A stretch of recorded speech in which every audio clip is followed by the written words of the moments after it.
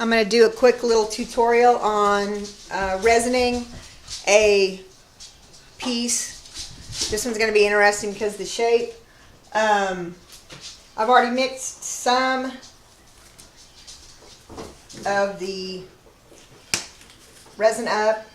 It's sitting here, letting it get the bubbles out. You can't mix up a whole lot at a time because it just depends on how long your your work time. This one's pretty good. Excuse the dogs. Anyway, I measure these equal parts, and I use these little measuring cups because they come in pretty handy. So you have to make sure you've got the right amount. And some people I know use scales, but I don't have one. So it kind of is funky when you get it in there, and you just have to keep mixing it till it turns clear again, because it will be cloudy when you first put it in there. And then as you stir, some of these take a lot longer, some different brands, you've got to stir for about 5 minutes. This one is really not too bad.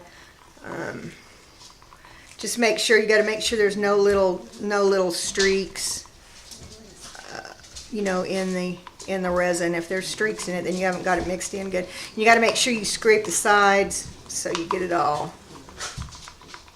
Okay, and my gloves are dirty. That's why my cup's dirty. Anyway, so I'm gonna leave that sitting off to the side. And what I'm gonna do, because it's an odd shape, I'm going to use. See, there's still quite a few little bubbles in here, but the torch will take them out. So what I'm going to do though is I'm going to take a sponge brush, and you might as well forget it. These need to go in the trash after you get through.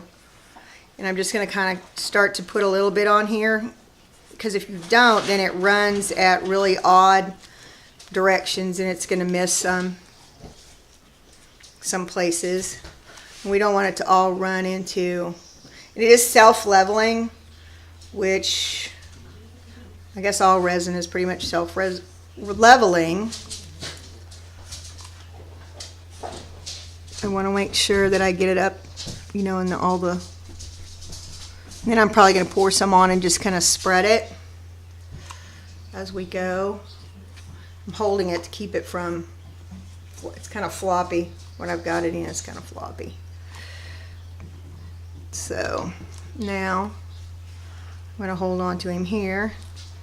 Try to get some of these little bitty nooks and crannies filled in. I like working with resin. That's what I worked with before I discovered Anne Marie's tutorials about the acrylic pouring, which now I really am in love with, which is what this was, obviously. A pour of acrylic paint over a styrofoam skull. But now I want to make him shiny again. And so, I just want to make sure I get it in some of the spots that I know are not going to, it's not going to run into, let's put it that way.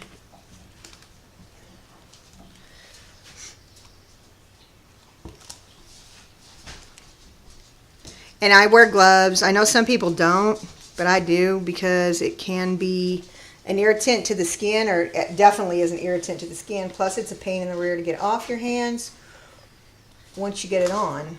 You're kind of, alcohol will take it off, acetone will take it off, but I'm just not overly fond of bathing in acetone. Look, see, it's floppy. Don't see, and I'm gonna have to hold on to it a minute because it's too floppy for me to get the back part of it.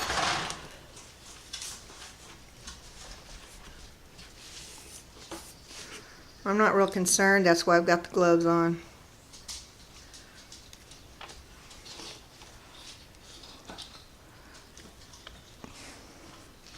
But it will give it a really nice,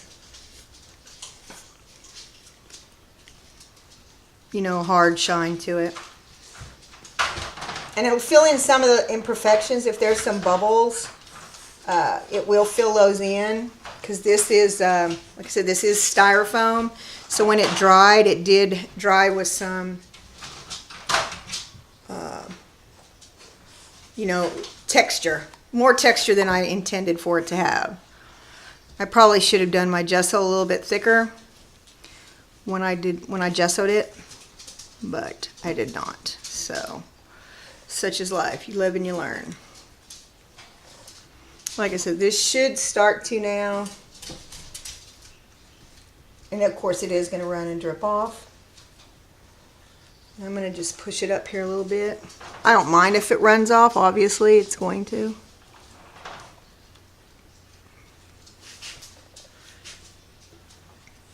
And that's basically all there pretty much is to it. And I just want to make sure I get all the good spots here. I'll kind of tip him this way so it'll run backwards more. Stay a little longer in on his face maybe. Let's see, I need to get down here. I missed it. It is kind of awkward to work with though, the skulls, let me tell you. Alright, so that being done, or said, or what have you, I'm going to kind of look at it and make sure I've got all the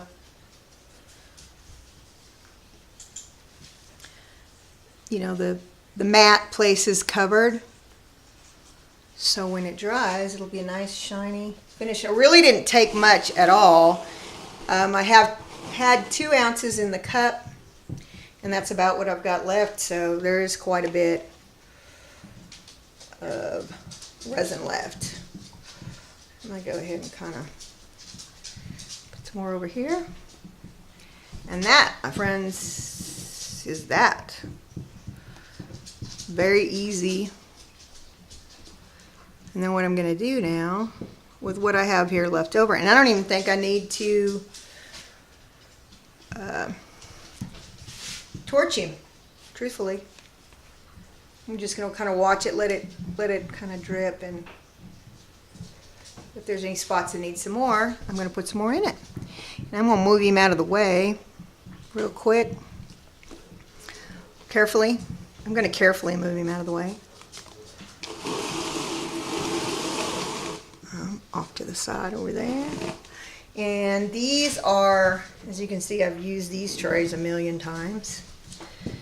So hopefully it's in frame. I think it is. And with these, I don't brush. I just pour it on. I guess I can.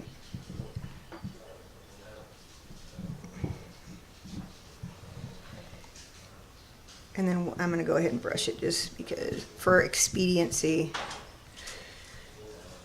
And what, I'll let it drip over the sides, and then what I'll do later is I will sand the bottom. And get the drips off the bottom. So very, very, very simple. Nothing, no rocket science to this. And like I said, it is self-leveling, so it will make a really pretty, and it's going to dry clear just like that. I have another one here that I poured yesterday. And I'm going to do the same thing. I'm going to go ahead and, this one apparently my tape is no longer sticking on here. All it is a paper cup with with tape rolled up. You can see I've used these before many times.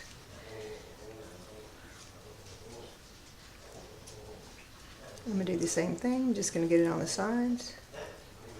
Cover it up a little bit. Try to remember to keep my hands in frame so y'all can see. But I love the finish. I love the finish. And I had this little piece over here my granddaughter worked on. It's a cute little, it's a fish. The fish was poured in a silicone mold, and she painted some yellow, orange and white on the bottom, so it has some color to it. And she used a little bit of a structure paste that has, shiny, pearlized structure paste. And when I do these, though, I just basically pour them over the top of the piece itself. And I'm gonna probably be using this other cup of stuff I did. Real quick to get it done.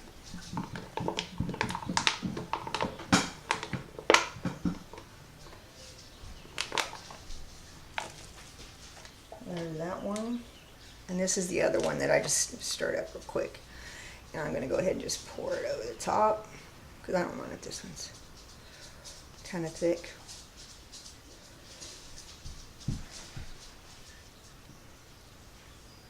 Usually what I do with the leftovers is I have a bunch of silicone molds and I make more of the little fish, or I've got all kinds of just silly little molds. Hush.